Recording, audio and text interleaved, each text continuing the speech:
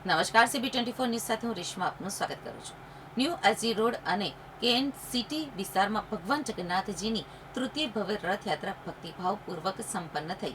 મુખ્ય અતિથિ શ્રી બિપિનભાઈ પટેલ ગોતાએ પહિંદ વિધિ કરી અને શ્રી ધ્રુવભાઈ પટેલ રથ ખેંચી નગરચર્યા પ્રસ્થાન કરાવ્યું. ન્યૂ એસજી રોડ અને કેએન સિટી સોસાયટીઝ એસોસિએશન દ્વારા આયોજિત તૃતીય ભવ્ય રથયાત્રા અષાઢી બીજના પવિત્ર દિવસે અત્યંત ભક્તિમય અને દિવ્ય વાતાવરણમાં સંપન્ન થઈ હતી.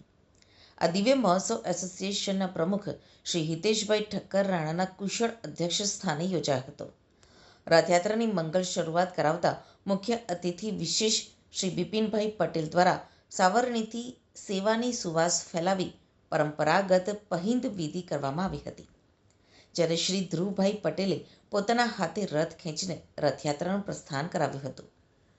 ગત 12મી જુલાઈ 2026ના રોજ શ્રી દશરથભાઈ ઠાકોર દ્વારા ભગવાનના પરંપરાગત ભવ્ય મામેરાનું ભાવુક આયોજન કરવામાં આવ્યું હતું. આ પ્રસંગે ગોતા અને ચાંદોડિયા વોર્ડના કોર્પોરેટરશ્રીઓ તેમજ તેમની ટીમે ઉપસ્થિત રહી પ્રભુના આશીર્વાદ લીધા હતા.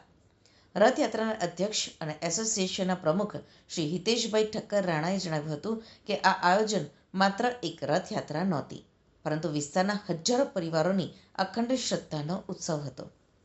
સમગ્ર આયોજનને સફળ બનાવવા સંયોજક શ્રી હર્ષભાઈ ભોજક અને સહસંયોજક શ્રી જયેશભાઈ પટેલે ખાડે પગે રહી કુશળ સંચાલન કર્યું હતું.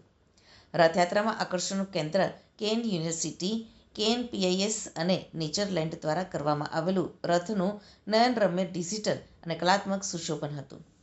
આ સિવાય શાર્દુલ ગુરુકુળની ટીમ દ્વારા અદ્ભુત પરફોર્મન્સ, નાસિક ઢોલના નાદ અને ભજન મંડળોની ધૂને સમગ્ર વાતાવરણને ભક્તિ રસમાં તરબોળ કર્યું હતું. ધાર્મિક વિધિ વિધાન વિશ્વેશ્વર મહાદેવ યંગ ટીમ તથા મહારાજ શ્રી આઈસીબી સિટીના મહારાજ શ્રી રામજી મંદિરની ટીમ દ્વારા સંપન્ન કરાયા હતા.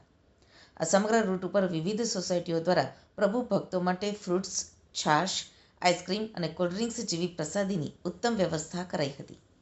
તદુપરાંત વાહન વ્યવહાર અને પાર્કિંગ મેનેજમેન્ટ ટીમ તેમજ જીપીએસ ટ્રેકર ટીમે આધુનિક ટેકનોલોજીથી રથયાત્રાનું લાઈવ મોનિટરિંગ કરી ટ્રાફિક વ્યવસ્થા જાળવી હતી. અધ્યક્ષ શ્રી હિતેશભાઈ ઠક્કર રાણાએ રથયાત્રાની ભવ્ય સફળતા બદલ તમામ યજમાનશ્રીઓ, દાતાશ્રીઓ, પ્રસાદીના સહયોગીઓ, વોલિયન્ટર્સ ભાઈઓ, માતૃશક્તિ મહિલા ટીમ, સિનિયર સિટીઝન્સ ગ્રુપ અને તમામ સહયોગી સંસ્થાઓનો હૃદયપૂર્વક આભાર વ્યક્ત કર્યો હતો તથા ઉતાવળમાં કોઈનું નામ રહી ગયું હોય તો તે બદલ ક્ષમાપના પણ યાચી હતી.